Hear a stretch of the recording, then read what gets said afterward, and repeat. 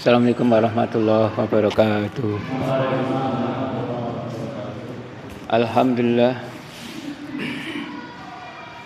alladzi ja'ala dunya masyaratil akhirah wa may ya'mal misqala dzarratin khairan yarah wa may ya'mal misqala dzarratin syarran yarah. Asyhadu an la ilaha illallah wa asyhadu anna Muhammadan abduhu wa rasuluh. Allahumma shalli wa sallim ala nabiyyina Muhammad wa ala alihi wa sahbihi ajma'in, amma ba'du. Ayyuhal hadirun ittaqullah waqad fazal muttaqun kama qala Allah ta'ala fil Qur'anil Karim, ya ayyuhallazina amanu taqullaha haqqa tuqatih wa la tamutunna illa wa antum muslimun. Ya ayuhan nasu taqu rabbakum alladzi khalaqakum min nafsin wahidah wa khalaqa minha zawjaha wa basa minhuma rijalan katsiran wa nisaa wa taqullaha alladzi tasaaluna bihi wal arham innallaha kana 'alaikum raqiba.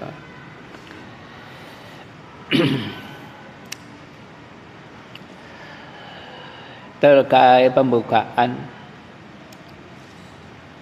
halaman 70 dulu dibaca. 70 tentang zikir lisan, ibadah lisan, halaman 70. Ya, Mas Naise. Halaman 70 bab 28. Siapa mengucapkan man qala astaghfirullah alladzi la ilaha illa huwal hayyul qayyum wa atubu ilaihi Ghufira lahu wa in kana qad farra minazah. Barang siapa mengucapkan aku meminta ampun kepada Allah yang tidak ada ilah selain Dia, yang hidup lagi mengurusi semua makhluk, aku bertaubat kepadanya, akan diampuni dosanya walaupun dia lari dari medan perang. Hadis riwayat Abu Daud dari Zaid. Oke, Pak Tantowi tadi. Maqala lahu ilaha illallah wahdahu la syarika lah lahul mulku wa lahul hamdu wa huwa ala kulli syai'in qadir wa huwa azimun kanasiyah. Barang siapa mengucapkan tiadalah yang hak selain Allah, Dialah yang Maha Esa, tiada sekutu baginya, Dialah yang memiliki kerajaan dan segala pujian, dan Dia Maha Kuasa atas segala sesuatu. Maka ia mendapat pahala sama seperti orang yang memerdekakan seorang budak. Hadis riwayat Ahmad dari Al-Bara bin Azib. Oke, Mas Eko dulu. Man qala hina yasma'u mu'adzina asyhadu an la ilaha illallah wahdahu la syarika lah wa anna Muhammadan abduhu wa rasuluh raditu billahi rabban wa bi Muhammadin rasulan wa bil islami dina ghufira lahu dzambuhu. Barang siapa mengucapkan ketika mendengar Nabi, dia bersaksi bahwa tidak ada ilah selain Allah yang besar, tidak ada sekutu baginya, dan bahwa Muhammad adalah hamba dan rasulnya. Saya ridho Allah sebagai Rabb dan Muhammad sebagai Rasul, serta Islam sebagai agama. Niscaya dosanya akan diampuni. Hadis riwayat Muslim dari Sa'ad bin Abi Waqqas. Ya, udah dulu. Tadi ada ibadah lisan, ibadah hati, ibadah anggota badan. Nah, di antara ibadah lisan adalah istighfar. Ya, istighfar. Memohon ampun kepada Allah Subhanahu wa taala. Lah, istighfar ini ada bermacam-macam lafaz. Ada yang kata-kata yang paling pendek itu Rabbik firli itu dibaca pas duduk antara dua sujud itu. itu ada Rabbik Fili. Nah, kemudian ada astagfirullah, astagfirullah, astagfirullah.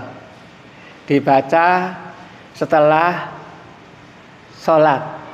Kemudian ada tambahan Allahumma anta salam wa minka salam tabarokta ya dzal jalali wal ikram. Nah, kemudian ada lagi Allahumma gfirli wa tub alayya innaka anta tawwabur rahim. Itu ada. Atau Rabbik fili wa tub alayya innaka anta tawwabur rahim. Rasulullah pernah dihitung dalam satu majlisnya itu mengucapkan istighfar kadang-kadang sampai 30 kali. Dalam seharinya lebih dari 100 kali. Gitu. Jadi mengamalkan ibadah lisan. Dulu sudah saya sampaikan tentang istighfar ini ada 3. Yang pertama, istighfar karena bersyukur. Istighfarnya para nabi dan rasul. Jadi bukan karena bersalah, tapi karena bersyukur kepada Allah Subhanahu wa taala. Kemudian ada lagi istighfar karena tidak melakukan apa yang dianjurkan. Istighfarnya para wali Allah, para orang yang takwa. Nah, kemudian yang ketiga, istighfar karena telah berbuat dosa. Istighfarnya orang awam. Kita ini. Kita baru istighfar sehabis berbuat dosa. Yang terbagus istighfar karena bersyukur. Ya. Nah, kemudian hewan fidin ajakullah, lafaz di sini yang dicantumkan adalah astagfirullah. Nah, itu. Allazi la ilaha illahuwal hayyul qayyum wa atubu ilaih. Yang biasa dibaca oleh kaum muslimin ketika ba'da salat. Tapi sebetulnya yang disampaikan oleh Al-Auza'i rahimahullah, termasuk perawi hadis itu, ketika ditanya tentang istighfar ba'da salat itu, bagaimana mengucapnya istighfar itu? Katakanlah astagfirullah, astagfirullah, astagfirullah. Itu sudah cukup. Salasan 3 kali.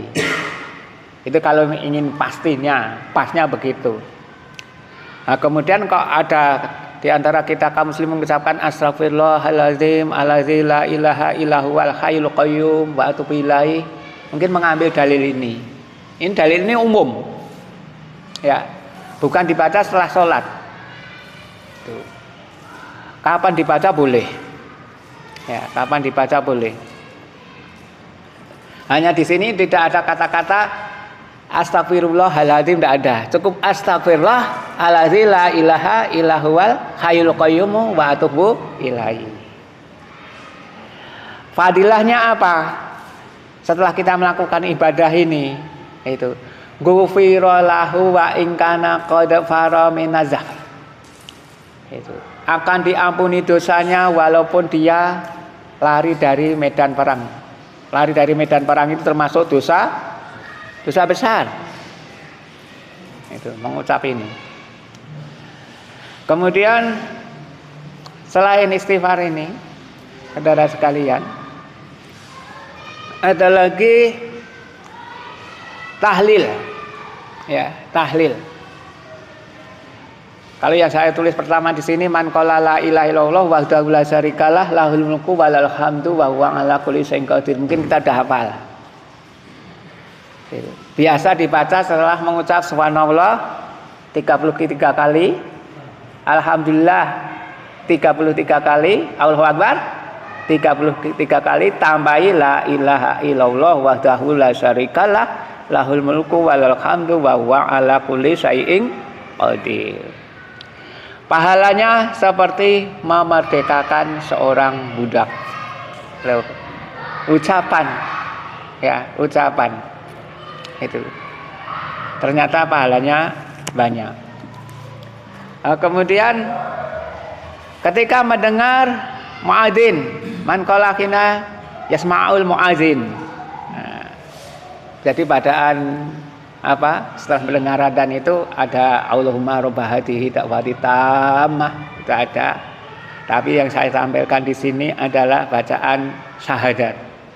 Itu syahadat. Asyhadu an la ilaha illallah wahdahu la syarikalah wahdahu la syarikalah lagi. Itu wa anna muhammadan abduhu wa rasuluh. Raditu billahi rabba. Nah itu. Wa bi Muhammadir rasulullah wa bil islami dina ghufira lahu dan buku diampuni dosanya. Tapi di sini perlu diingat dosa-dosa kecil. Ya, dosa-dosa kecil. Karena untuk dosa besar itu biasanya dihapus dengan taubat. Ya, taubat.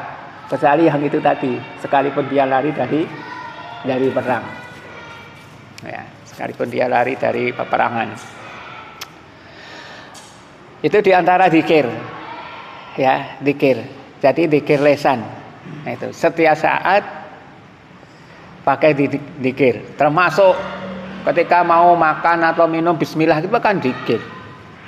Nah, dengan sebab itu setan menjadikan tidak bisa ikut makan, tidak bisa ikut tidur dan lain sebagainya. Sekarang Mas Bekti itu lanjutnya. Halaman 71 itu.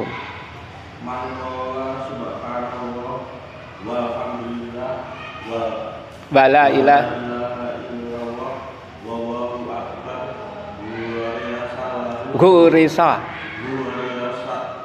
lahu bikuli wa qiyadatin min nunna syakaratan fil jannah saja seharusnya jim itu sajaratan fil sajaratan fil jannah. Barang siapa mengucapkan subhanallah walhamdulillah wa la ilaha illallah wallahu akbar, ditanamkan untuknya setiap satu kalimat darinya satu pohon di surga. Hadis riwayat Tabrani dari Ibnu Abbas. Ya, kembali Mas Mai dulu. Man qala la ilaha illallah mukhlishan dakhalal jannah qila wa ma ihla Suha qala antah juzahu an maharimillahi azza wa jalla. Barang siapa mengucapkan la ilaha illallah dengan ikhlas, ia masuk surga. Beliau ditanya, dan apa ikhlasnya? Beliau menjawab, mencegah dirinya dari segala apa yang diharamkan Allah. Hadis Tabrani dari Zaid bin Arqam. ya. Man qala subhanallah, sering kita dengar di masjid-masjid taklim ucapan ini, zikir lisan lagi, mengucapkan subhanallah. Kemudian ada lagi walhamdulillah wala ilaha illallah wallahu akbar. Boleh dilakukan ketika sambil berjalan, sambil duduk, sambil tidur. Ya. Alladzina yadhkurunallaha qiyama wa qu'uda wa ala junubihim. Orang yang dikatakan berakal sehat itu adalah orang yang senantiasa zikir kepada Allah, ingat pada Allah. Ketika berdiri, ketika duduk, ya, ketika berbaring. Ya, ketika berbaring. Lidahnya senantiasa basah. Ya, karena menyebut nama Allah. Jadi gunakan waktu untuk beramal soleh. Termasuk diantara yang paling mudah adalah mengucap itu tadi subhanallah. Ya, dihindarkan dari keburukan. Ya, 20. Diberi kebaikan 20. Kalau di sini fadilahnya ditanamkan untuknya setiap satu kalimat darinya satu pohon di surga. Ya. Dalam hadis bahwa surga itu berisi tanah kosong yang luas.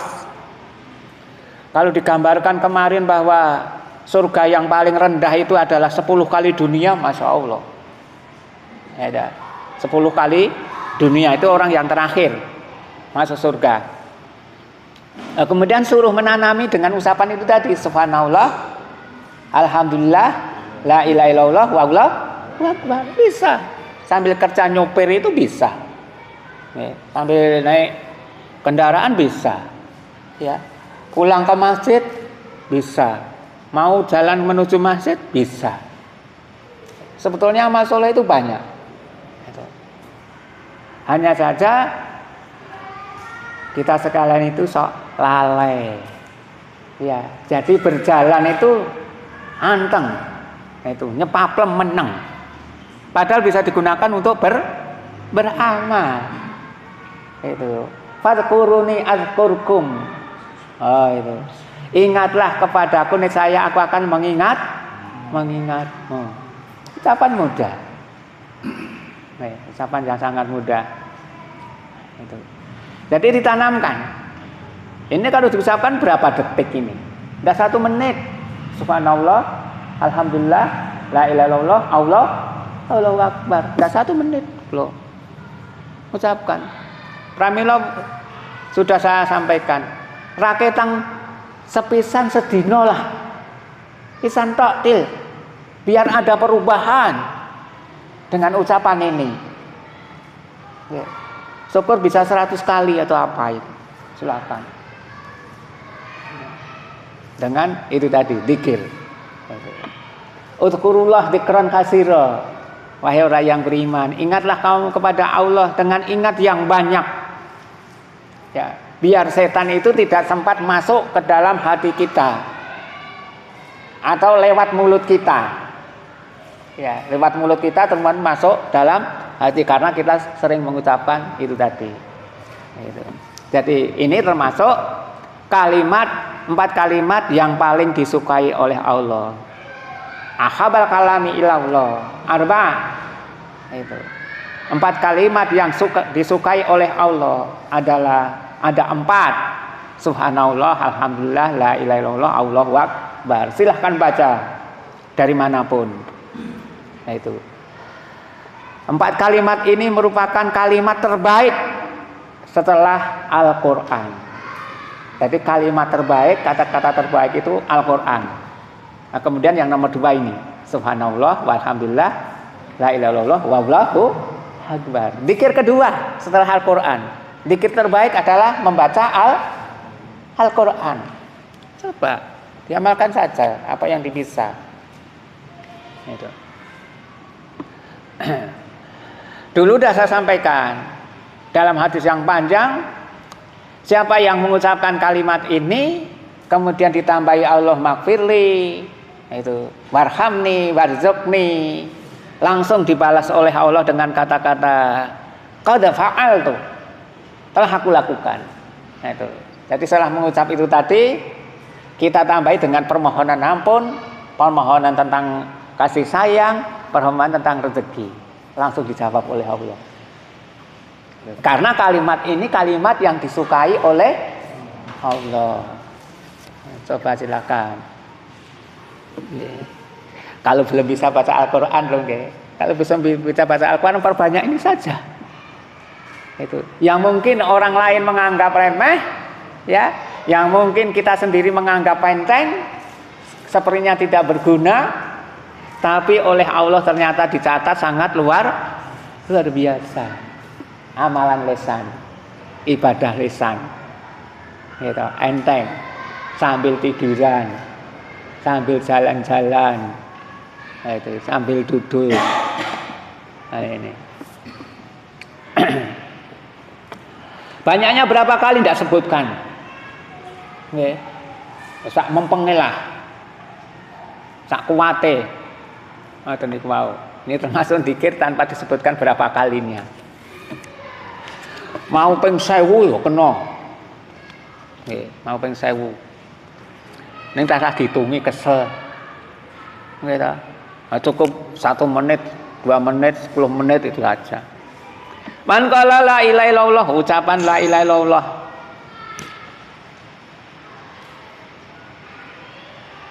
Ini termasuk kehebatan kalimat la ilaha illallah. Jadi afdhalu dzikri la ilaha illallah. Kata Nabi, Itu seutama-utamanya dikir dari 4 itu tadi adalah la ilaha illallah. Sekalipun orang-orang sufi itu mengatakan bukan terbaik. Orang sufi itu mengatakan zikir yang terbaik itu hu itu. Hu. Itu. Allahu wallahu la ilaha illahu. Mengambil dari kata itu dalam surah Al-Hasr itu. Zikir yang terbaik itu hu. Itu. Jadi hu itu. Menurut mereka. Tapi kata Rasulullah, Abdul dzikri la ilaha illallah. Sampai-sampai dalam peperangan itu, ya, dalam peperangan itu Rasulullah pernah ditanya, ya Rasulullah, itu ada seorang musuh itu menebas tangan saya, misalnya itu. Nah, kemudian ketika dia mau saya balas, dia mengucapkan kalimat la ilaha illallah. Kemudian saya bunuh, gimana ini? Itu. Kamu menempati tempatnya di sebelum dia mengucap la ilaha illallah. Ya Rasulullah, dia mengucapkan itu hanya sekedar untuk membela diri saja, biar tidak dibalas, tidak dibunuh. Apakah sudah kamu belah dadanya? Nah ini. Jadi ketika musuh sudah menebang tangannya ingin membalas, mau dibalas dia mengucap la ilaha illallah, tidak boleh membalas. Apapun niatnya. Tapi dia mengucap la ilaha illallah. Sampai begitu harga la ilaha illallah itu. Yang membunuh malah dosa dengan sebab dia sudah mengucapkan la ilaha illallah. Itu jaminannya. Jaminannya. Gitu. Orang yang mengucap la ilaha illallah harganya sampai begitu. Ya. Mukhlisan. Ya. Dengan ikhlas dakhal jannah. Hanya saja kalau dalam perangan tadi kan untuk tanda pertama dia adalah muslim. Nah, kemudian lanjutnya untuk menunjukkan keikhlasannya itu harus beramal. Ya, harus beramal. Tidak cukup hanya sekedar la ilaha illallah. Nek pada dalam perang la ilaha illallah langsung terima kamu muslim udah. Nah itu, baru mengucap la ilaha illallah barangan itu terus salah atau lain. Berarti ngucapnya tadi memang semata-mata untuk membentengi diri, nggak boleh. Itu. Misalnya itu anak perempuan Anda dilamar laki-laki, nah itu, oke. Kemudian dia mengucapkan syahadat, itu. Masuk Islam katakanlah demikian. Sebetulnya dicek dulu. Tidak hanya sekedar mengucap kalimat syahadat, duwe mobil, nah itu, nah kemudian langsung diterima, tidak boleh. Cek dulu. Kalau ingin masuk Islam ya sholat dulu. Nah itu. Bukan hanya sholat dulu, ngaji dulu. Ya ngaji dulu. Nah itu. Jangan sampai terjebak kapusan. Bareng wis syahadat kon salat ora gelem. Nah itu kon adus junub ora gelem. Oh jebulane dadi wong Islam angel lho, apa toh? Bengi-bengi kok adus toh. Harus sholat subuh. Nah, misalnya demikian. Itu karena dia belum berilmu. Nah, itu. Akhirnya terus terjadi yang kita baca itu ditanting. Ya sudah saya tidak mau. Nah, itu. Nah, itu. Pilih kita pegatan atau berlanjut. Nek berlanjut aku wis ngene iki, gelem salat ya tak salat, ra salat ya aja kok seneni. Ya terus gitu. Karena apa? Langsung itu tadi diterima begitu saja. Begitu ada mengucap wah wis dhek gelem mlebu Islam, dicek dulu, tes. Ya, kalau zaman Rasulullah sahabat-sahabat begitu masuk Islam langsung beres. Ya, langsung beres, bisa dipercaya. Itu langsung berubah total. Nek zaman saiki sing ngaji pendak dina ora berubah-ubah. Nggih, itu saja sudah ngaji. Itu untuk kualitas kita sekarang itu beda dengan dulu. Pada zaman Rasulullah begitu diingatkan satu kali langsung manut tok. Sami'na wa ata'na. Ngoten niku wau. Bedanya di sini. Ini beda dengan kita. Ya. Kita dengan kita. Kita diingatkan mungkin puluhan kali atau ratusan kali lagi cementel. Loh. kualitasnya itu beda. Nih, kualitasnya beda. Termasuk ketika siapa itu Umar bin Khattab menasihati putranya supaya menceraikan istrinya. Nah, itu. Umar bin Khattab menasihati putranya supaya menceraikan istrinya. Lah ini jangan ditiru oleh kita. Kita tidak sebanding dengan Umar bin Khattab. Umar bin Khattab menyuruh mencerai anak menantunya itu dia berdasarkan ilmu. Enggak, berdasarkan ilmu. Nek kula sami ngakon-ngakon megat anak mantune berdasarkan apa tadi? Tidak sama. Tidak sama. Bedanya jauh. Dakhalal jannah, masuk surga. Kemudian ditanyakan, qila wa ma ikhlasuha. Itu. Apa ikhlasnya ketika dia mengucapkan itu? Kalau mengaku ikhlas bahwa Allah itu ilahnya, Tuhannya yang berhak diibadahi. Nah, itu. Antah juzahu an maharimillah. Itu. Ikhlasnya yaitu dia mencegah dirinya dari hal-hal yang diharamkan oleh Allah. Itu tanda ikhlas. Kalau seseorang mengucapkan kalimat la ilaha illallah kemudian masih berbuat maksiat, berarti mengucapnya itu dia belum menyadari maksud itu. Ya. Tujuan mengucap itu apa belum sampai. Maka orang-orang dahulu, orang-orang kafir Quraisy dulu, awal Rasulullah berdakwah kan cukup mengucapkan ini pada orang-orang yang datang haji itu. Ya, haji dari peninggalan Nabi Ibrahim alaihissalam itu. Ya ayuhan nas, hai manusia, qulu la ilaha illallah. Nah, itu. Ucapkan oleh kalian la ilaha illallah, la'alakum tuflihun, agar kamu beruntung. Cukup dia ngomong gitu saja. Itu ucapkan la ilaha illallah, ucapkan la ilaha illallah. Itu ketika jumpa para haji itu didekati. Dan mereka tidak mau mengucapkan. Karena tahu itu tanggung jawab konsekuensinya setelah mengucapkan la ilaha illallah dia tahu. Iya. Wah, mengucap la ilaha illallah, mah.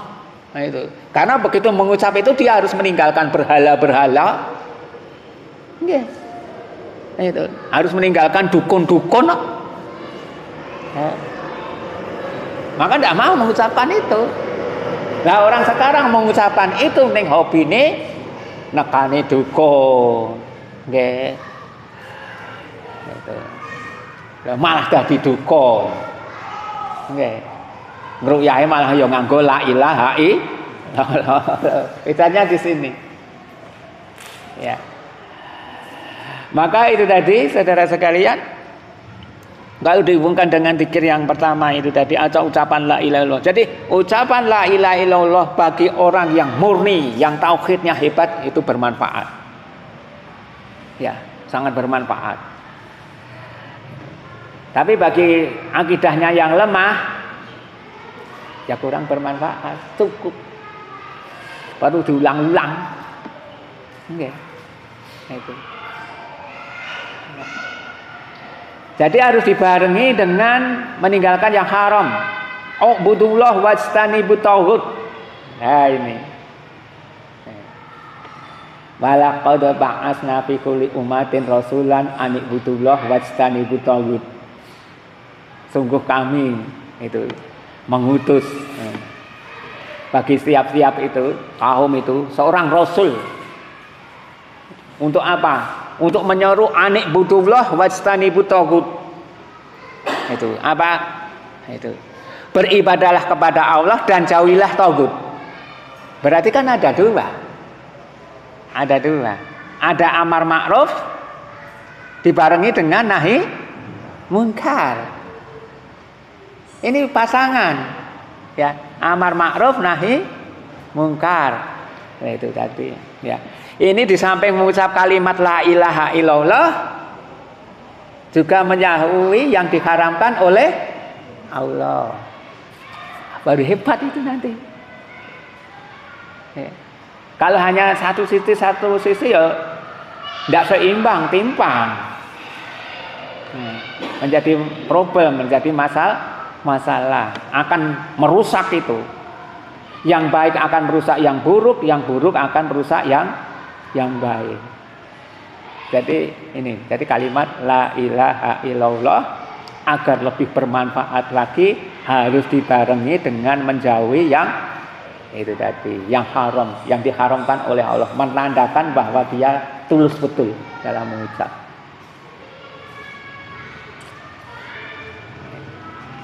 Tidak ada ilah yang berhak diibadahi kecuali Allah. Tidak ada toko yang lebih murah kecuali toko si fulan, misalnya gitu. Tidak ada toko itu yang pantas untuk dibeli barangnya kecuali toko si fulan. Nah, setelah mengucapkan itu, dia beli juga di situ, berarti dia konsekuen dengan ucapannya. Tapi setelah mengucap itu dia malah beli pada yang lain, berarti ngomongnya omong kosong. Nah, itu udah bilang begitu kok malah tuku ning kono. Nah, misalnya gitu. Nah, seperti itulah la ilaha illallah. Berarti kita harus mengetahui apa saja yang diharamkan oleh Allah. Ngaji terus. Nah, sholat saja bisa menjadi haram. Karena apa? Niatnya tidak baik itu menjadi haram. Dengan niat untuk mencari itu duniawi. Kemudian ada lagi Mas Eko gitu. Man qala ana bariun. Man qala ana bariun minal islami fa in kana kadiban fa huwa kama qala wa in kana sadiqan falan yarji'a ila islami saliman. Barang siapa mengucapkan aku berlepas dari Islam, jika ia berdusta, maka ia sebagaimana ia berkata, dan jika benar maka ia tidak akan kembali ke al-Islam dengan selamat. Hadis riwayat Ahmad dan Al-Hakim dari Buraidah. Bapak Tantowi. Mangko iso diberi yaumal musyahadi wal ilmu wa yahtibu ansur dipakat lahu. Barang siapa mengucapkan kepada temannya pada hari Jumat, diamlah, padahal imam sedang berkhutbah, maka ia telah berbuat sia-sia. Hadis riwayat Nasai dari Abu Hurairah. Mas Bekti. Mangkola Mas Bekti nika. Mangkola subhanallah. Dhuwur itu, kecil itu. Mangkola kalaya malam aku falyata bahwa Maka adahu minna. Barang siapa mengucapkan atas namaku padahal aku tidak mengatakannya, maka hendaklah ia mengambil tempat duduknya dari neraka. Riwayat Ibnu Hibban dari Abu Hurairah. Terkait dengan perkataan juga. Itu. Ana bari'um minal Islam, saya telah keluar dari Islam. Tidak boleh mengucapkannya. Sekalipun itu untuk sendaguro. Itu. Sangat berbahaya. Tidak boleh digunakan untuk main-main. Apalagi serius. Juga tidak baik. Jangan bermain-main, nanti kalau dikabulkan oleh Allah jadi murtad. Dan setelah murtad itu biasanya orang tidak merasa bersalah. Itu yang bahayanya kan di sini. Ada orang melakukan kesalahan, dia sadar dalam artian ini salah ini saya dosa ini. Ada yang masih begitu. Ini ada harapan untuk istighfar atau taubat. Tapi ada orang yang melakukan kesalahan tanpa dibarengi rasa itu. Jadi enteng-enteng saja. Tidak menjadi masalah, tidak dipikirkan bahayanya. Lah ini bahaya. Berarti dia sudah memandang kesalahan itu sebagai suatu hal lumrah, tidak berbahaya. Kemudian Man qala li sahibihi yaumal jum'ah wal imam yaktubu ansit faqad laga. Siapa yang mengucapkan pada temannya pada hari Jumat, diamlah padahal imam sedang khutbah, maka ia adalah berbuat sia-sia. Maksudnya baik. Ojo rame meneng. Ya, yang dituntunkan oleh Islam itu bukan hanya perbuatannya saja, tapi juga niatnya juga baik, kemudian kapan melakukannya. Ya, kapan melakukannya. Itu. Jadi yang dimaksud ittiba itu bukan hanya sekedar berbuat, tapi harus pas waktunya. Jenengan nyembelih korban sebelum sholat Id, tidak dinilai sebagai korban, sekalipun niatnya bagus. Ya, tak beleh sik. Nah, itu dengan niat korban engkau ngomongoni sing beleh-beleh. Nah, itu. Tapi belum sholat Id. Ya, belum sholat Id. Nah, itu tidak dinilai korban, daging biasa. Sekalipun niatnya baik. Nah, itu. Sekalipun niatnya biar nanti kemakan semuanya. Sebab nanti kalau pas bareng-bareng itu menjadi tidak enak. Terus nyawang kok blenger. Nah, itu makan nyembelih dulu, misalnya tidak diterima, sekalipun niatnya baik. Gitu. Jadi ittiba, ittiba itu harus sesuai dengan itu tadi. Di samping niatnya baik, sebab apa dia melakukannya. Nah, itu juga perlu itu tadi diselidiki lagi, dipelajari lagi. Ada berapa syarat yang masuk dalam kategori ittiba. Nah, sekalipun tadi niatnya baik, menengok rame tolele misalnya demikian, itu udah rusak kok, nilai Jumatnya udah rusak. Ya. Nah, caranya bagaimana? Sebagaimana kita katakan ya cukup kode itu saja. Kode. Kode. Ada anak-anak. Nah, kemudian man qala alayya malam akul falyatabawa maq'adahun minan nar. Barang siapa mengucapkan atas namaku padahal aku tidak mengatakannya, maka hendaklah ia mengambil tempat duduknya dari neraka. Al hadis. Ya. Al hadis itu ada yang sahih, ada yang palsu. Ya, kalau kita nanti mempelajari mustalah itu macam-macam, hadis mungkar, tidak ada asalnya, dhaif jidan. Itu. Tapi intinya dua. Itu ada yang sahih, ada yang dhaif. Nah, kenapa timbul hadis dhaif? Kenapa untuk timbul hadis dhaif? Karena duniawi. Ya, karena duniawi. Yang saya baca itu karena itu ada seorang pedagang terong, biar terongnya laris, kemudian mendatangi seorang alim. Ya, suruh membuat hadis bahwa terong itu mengobati berbagai macam penyakit, ditulislah. Makanlah terong. Itu karena terong mengobati berbagai macam penyakit. Terong khasiatnya gede loh. Nah, itu bakulnya laris. Ada model gitu.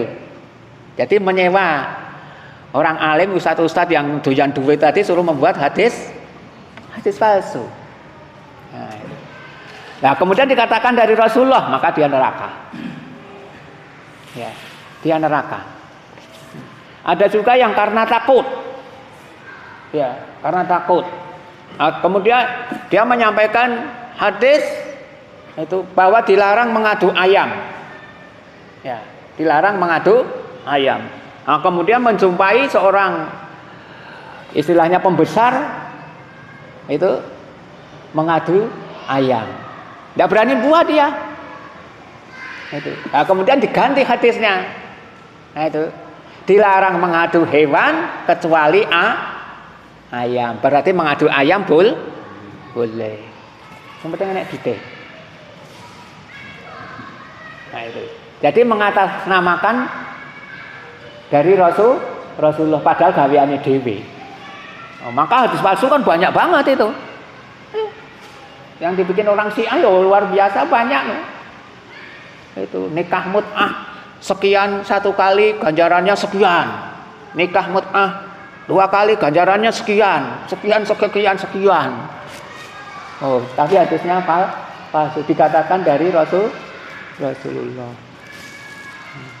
Termasuk fadilah Al-Quran. Ada orang yang niatnya baik, kemudian dia tobat, membuat tentang fadilah Al-Quran dengan niat agar kaum muslimin itu rajin membaca Al-Quran. Ya, itu. Nah, kemudian dibaca hadis-hadis membaca ayat ini pahalanya sekian, membaca Yasin tiap malam tidak akan ditimpa kemiskinan. Tiap malam Jumat misalnya dibaca itu. Padahal itu hadisnya palsu, bukan dari Rasulullah. Tapi niatnya agar orang-orang senang membaca surat Yasin. Agar orang-orang senang membaca surat Yusuf. Nah, itu. Barang siapa membaca surat Yusuf dan istrinya hafal, kalau anaknya yang lahir itu laki-laki, maka akan setampan Nabi Yusuf. Wong bodoh di ngoten ki manut tok no. Manut saja, tidak ngaji. Nah itu. Kalau ingin anaknya cantik, bacalah surat Maryam. Nah itu. Kalau anaknya ingin kuat seperti kerbau, bacalah surat Al-Baqarah. Oh itu, kan kayak sapi kuat. Al-Baqarah. Ya kuat tenan no. Nggih, 286 ayat tok. Gitu. Ya dibuat hadis-hadis macam itu. Nah, itu. Ada yang cerita itu karena ada orang yang bertobat, wah wis tahu tak gawe hadis-hadis palsu tentang ini karep kligen. Oh jebulane ra bener tobat, tapi hadisnya sudah beredar kemana-mana. Wis arep golekine ora iso. Iya. Arep golekine ora iso. Nah, ini masalahnya. Ada yang membuat hadis karena untuk mempertahankan pendapatnya. Karena berbeda pendapat dengan yang lain-lain, kemudian dia membuat hadis sendiri, pabrik. Dan ini wow. Ada hadis sekian. Nah, orang-orang yang macam itu tadi diperintahkan fal yatabawa maq'adahu minannar. Tidaklah dia mengambil tempat duduknya di neraka. Maksudnya dia pasti masuk neraka. Nah, ini bahayanya seseorang berbohong atas nama agama Allah. Termasuk sing perkara sing jane menggo guyonan ngimpi ning orang ngimpi ning kandha ngimpi niku termasuk bohong. Karena mimpi itu termasuk bagian daripada syariat. Ya, mimpi kan ada 3. Mimpi dari Allah, mimpi dari setan, mimpi dari diri sendiri. Nah, ini. Mimpi dari Allah biasanya bagus, kita disuruh mengucapkan alhamdulillah. Mimpi dari setan biasanya menakutkan, ya, mengerikan, menakutkan. Itu kita disuruh membaca ta'awudz sambil meludah ke kiri 3 kali. Mimpi dari diri sendiri tidak diterangkan. Nah, itu. Jadi kita mikir tentang duit sing akeh ngono itu ngimpi. Nah, itu mimpi dari diri sendiri. 3 itu. Maka dalam hal ini tidak boleh untuk main-main. Nah, kemudian yang terakhir saya bacakan saja. Man qala subhanallah wa bihamdih. Itu. Subhanakallahumma wa bihamdika asyhadu an la ilaha illa anta astaghfiruka wa atubu ilaik itu. Kafaratu majlis itu loh. Faqalaha fi majlisin dzikir. Nah itu. Kemudian dia bacanya seakan-akan itu setempel, cap. Nah itu. Katabi'i yudba alaih. Apa ya cap. Barang siapa paman qalaha fi majlisin lahwin dan dia mengucapkan pada majlis yang tempat duduknya tadi digunakan untuk bersendagura, kanat kafarotan lah, maka itu akan menjadi penghapus dosa baginya. Ini diantara fungsi zikir subhanakallahumma wa bihamdika itu yang biasa kita amalkan itu untuk menghilangkan dosa-dosa ketika kita melakukan omongan-omongan yang tidak Jelas. Ada yang tanyakan?